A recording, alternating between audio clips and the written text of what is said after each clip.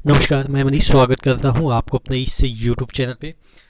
दोस्तों, जैसा कि आपको पता है कि हमेशा मैं आपके प्रीवियस सप्ताह के यानी कि प्रीवियस 6 दिन के टॉप 10 कमेंट को डिस्कस करता हूँ। आपके जितने भी कमेंट होते हैं उसमें से चुनिंदा टॉप 10 कमेंट को लेता हूँ और ये मैं नहीं देखता हूँ कि किसका कमेंट पिछली बार लिया था और किसका कमेंट इस बार लेना है।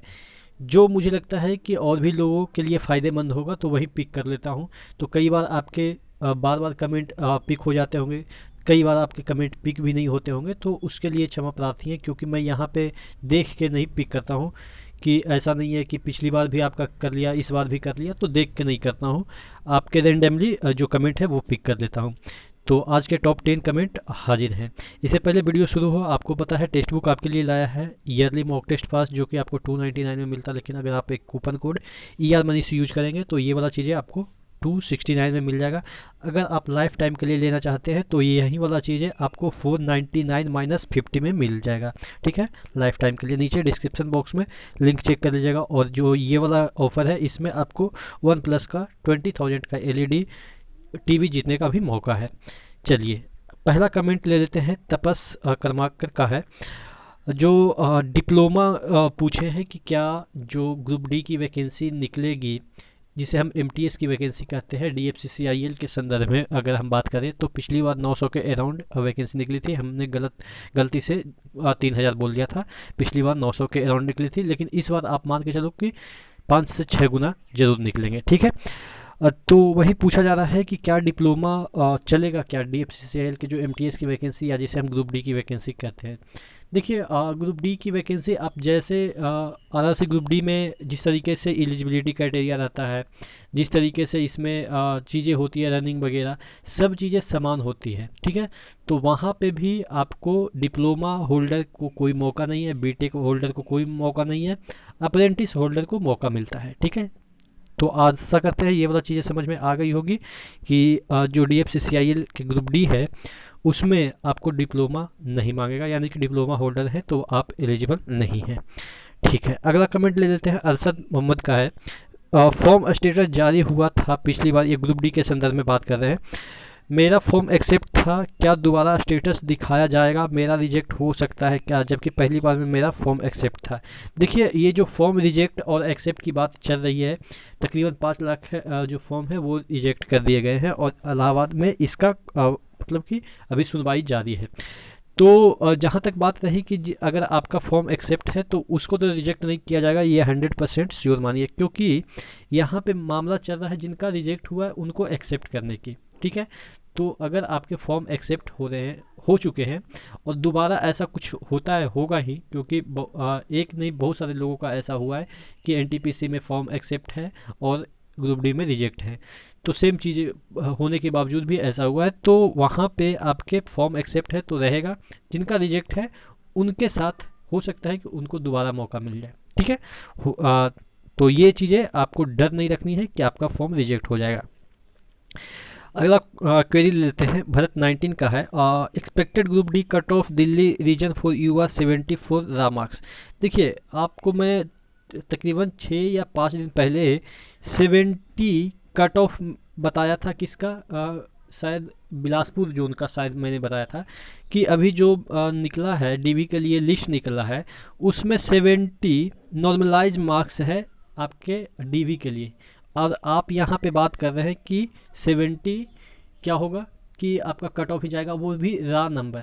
तो ये तो बहुत हो जाता है, और 70 लाना बहुत मतलब कि मुश्किल हो जाता है। ठीक है ना भाई, तो जो आप 70 चलो टारगेट रखो, कोई बात नहीं है, जो रियलिटी है वही है कि आप 55 से 60 ला रहे हो ना, 55 से 60 ला रहे हो इस बार ग्रुप डी में, तो सिक्योर हो।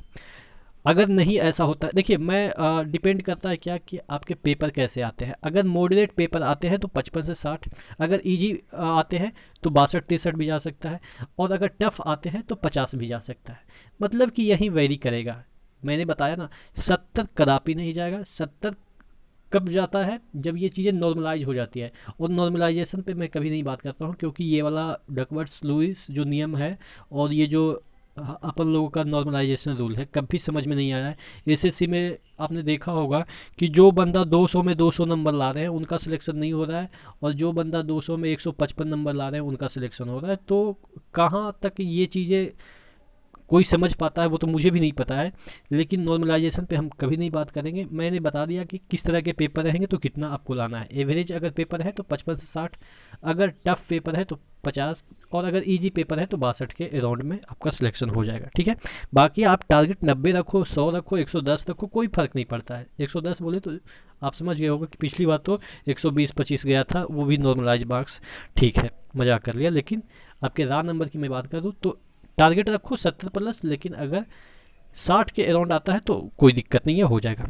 अगला देख लेते हैं, हिस्ट्री टीवी का एक कमेंट है, मनीष सर क्या होगा ग्रुप डी एग्ज़ाम डेट, क्योंकि SSC MTS NTPC CHSL, SSC का जो सीएचएसएल है और एसएससी का सीजीएल स्टेनोग्राफर एग्ज़ाम बाकी है, क्या लगता है कब होगा ग्रुप डी? देखिए, ऐसा नहीं है कि एसएससी का एग्ज़ाम शुरू हो जाएगा और मतलब कि सीजीएल वगैरह स्टेनोग्राफर शुरू हो जाएगा तो रेलवे का एग्ज़ाम पोस्टपोन कर दिया जाएगा।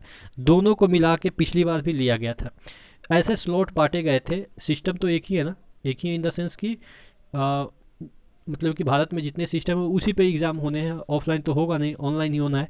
तो ऐसे स्लॉट बनाए जाते हैं कि ताकि कुछ एनटीपीसी के लिए भी स्लॉट बच जाए और कुछ एसएससी के भी एग्ज़ाम के लिए स्लॉट बच जाए, तो दोनों म्यूचुअली होते रहेंगे। ठीक है, तो ऐसा नहीं है कि एक हो गया तो दूसरा पोस्टपोन कर देगा। ठीक है, तो ये चीज़ें आपको दिमाग में नहीं रखनी है कि बैंकिंग का भी एग्ज़ाम आएगा, अभी 10,000 वैकेंसी आरआरबी के निकले हैं तो उसका भी एग्ज़ाम होगा। तो ऐसा नहीं है कि और भी वैकेंसी आ रही है तो आपका ग्रुप डी या ये जो एनटीपीसी है वो पेंडिंग चलेगा। मुझे इवन लग रहा है कि एनटीपीसी सबसे पहले कंडक्ट होगा, क्योंकि एनटीपीसी का अभी लंबा खींचना है कि अभी आपका 7th फेज होगा, उसके बाद रिजल्ट आएगा, उसके बाद फिर सीवीटी 2 होगा। जिस तरह से सीवीटी 2 में लफड़ा है कि अलग अलग लेवल के लिए अलग अलग हो सकता है एग्ज़ाम हो जाए, तो यानी कि अभी कुछ कहा नहीं जा सकता है।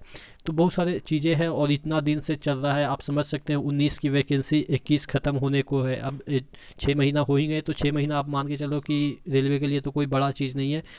6 महीना इसके लिए तो लगता है कि 1 महीना है जैसा है।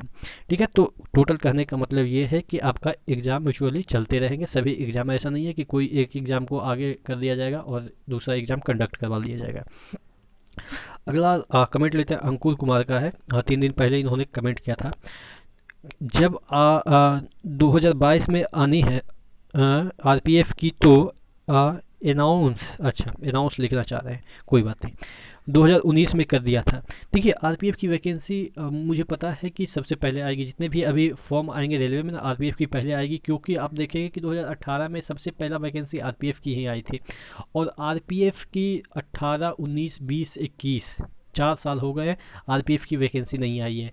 तो हो सकता है 21 के लास्ट में या 22 में, तो पक्का मुझे दिख रहा है कि आपके आरपीएफ की वैकेंसी आए, क्योंकि हल्ला हुआ था कि आरपीएफ की वैकेंसी आएगी, एसआई की भी आएगी और कांस्टेबल की भी वैकेंसी आएगी। तो आरपीएफ की वैकेंसी सबसे पहले रेलवे में आनी है। चलिए अगला देख लेते हैं, विपिन त्यागी का, हेलो भैया कैसे हैं आप, बताइए डीएफसीसीआईएल में भी ग्रुप डी की वैकेंसी आएगी क्या? ये मेरा ये मतलब है डेडिकेटेड फेरी कॉरिडोर, ये सभी प्रकार की वैकेंसियाँ आएगी क्या इंडियन रेलवे अलावा डेडिकेटेड? हाँ, मैं वही समझ गया, इतना लंबा लिखने की कोई ज़रूरत नहीं है।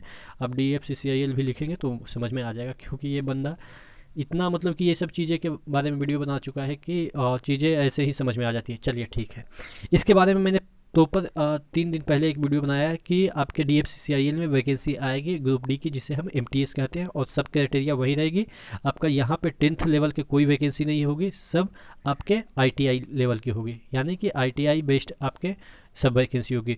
और आईटीआई से क्वेश्चन हालांकि नहीं पूछे जाते हैं, नहीं, लगभग नहीं पूछे जाते हैं, लेकिन आपके रेलवे जो जीके है उससे क्वेश्चन पूछे जाते हैं। ठीक है, तो एक बार देख लीजिएगा, टेक्स्ट बुक में तो आपके इसके मॉक टेस्ट भी है, तो अगर आपने लिया होगा तो आप वहाँ से देख लीजिएगा कैसे क्वेश्चन पूछे जाते हैं। अक्षय कुमार का है, मनीष भैया प्लीज़ रिप्लाई दीजिएगा, ग्रुप डी का कितने ईयर का करेंट अफेयर्स पढ़ना है? देखिए, रेलवे के संदर्भ में बात करें तो ग्रुप डी हो, एलपी हो, या कोई भी वैकेंसी रेलवे के संदर्भ में बात करें तो 1 साल तो आपको पढ़ना ही पढ़ना है। 1 साल जब से आपका एग्ज़ाम होगा, जब से उससे 1 महीना पहले से, 1 महीना पहले, जैसे सपोज आपका जून में एग्ज़ाम हो रहा है तो आप मई से लेके पीछे तक, ठीक है, मई से लेके 1 साल मतलब कि 12 महीने पीछे तक आप पढ़िएगा, ठीक है। तो ये चीज़ें हैं कोई भी रेलवे एग्ज़ाम के लिए।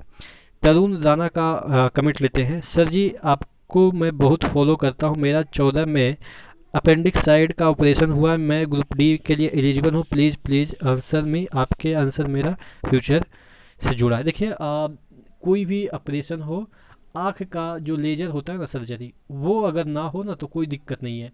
अपेंडिक्स होता है, मैं आपको एक एग्जांपल देता हूँ, जिसे हम बवासीर वगैरह या बहुत सारे ऐसे चीज़ें होती है ना, जिसको अगर पता चल जाता है जब मेडिकल के लिए जाते हैं तो उस समय अगर पता चल जाता है कि फलाना बंदे को बवासीर है या जो भी है, ठीक है, तो उस बंदे को ऐसा नहीं है कि रिजेक्ट कर दिया जाता है, उस बंदे को प्रॉपर टाइम दिया जाता है कि आप इसको ठीक करा के आओ।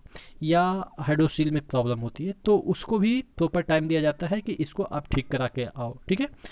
एक ऐसा नहीं है कि कहेगा कि 2 दिन के अंदर ठीक करा के आओ, उसको भी पता है कि इसको ठीक होने में टाइम लगेगा, तो एक प्रॉपर जो टाइम होता है ना उतना देता है रेलवे, क्योंकि वो बड़ी चीज़ नहीं है ये कि हर बंदा कहीं ना कहीं कुछ ना कुछ रोग से ग्रस्त है। आज ऐसा आप कहोगे कि 100% कोई फिट हो, तो मुझे नहीं लग रहा है कि आजकल का कोई बंदा 100% फिट होगा।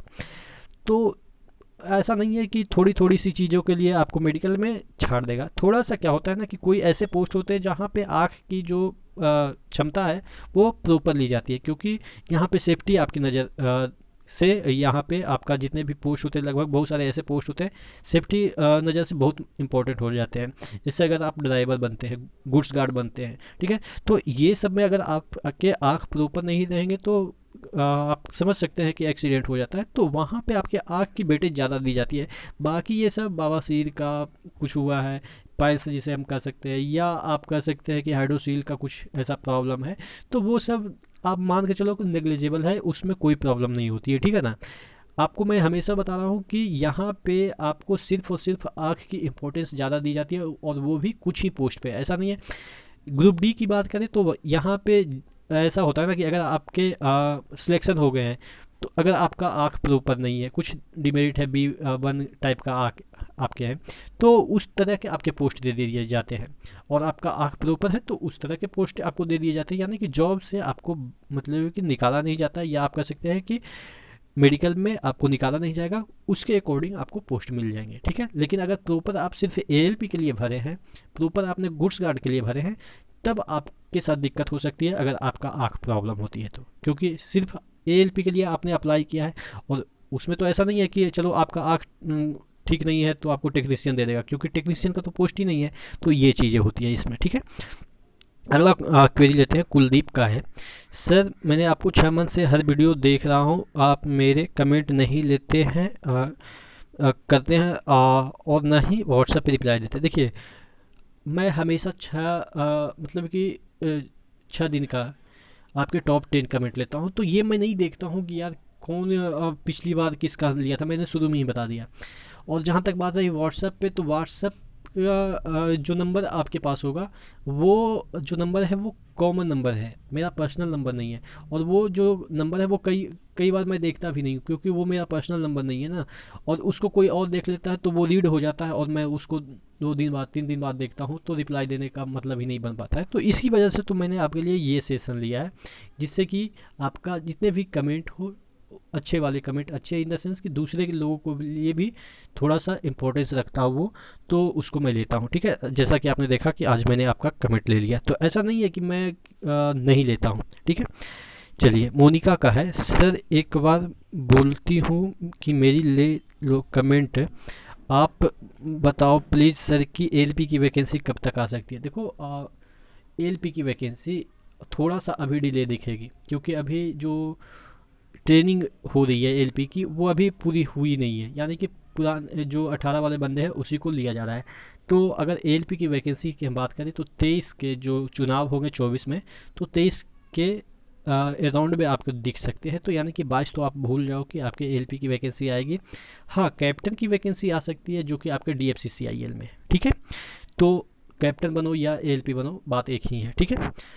चलिए तो ये रहा आज के टॉप 10 कमेंट। आशा करते हैं आपके कमेंट लिए होंगे मैंने, नहीं लिए हैं तो करते रहिए, कहीं ना कहीं कभी ना कभी आपके कमेंट भी जरूर लिया जाएगा, ठीक है। तो नेक्स्ट वीडियो मिलते हैं, तब तक के लिए धन्यवाद।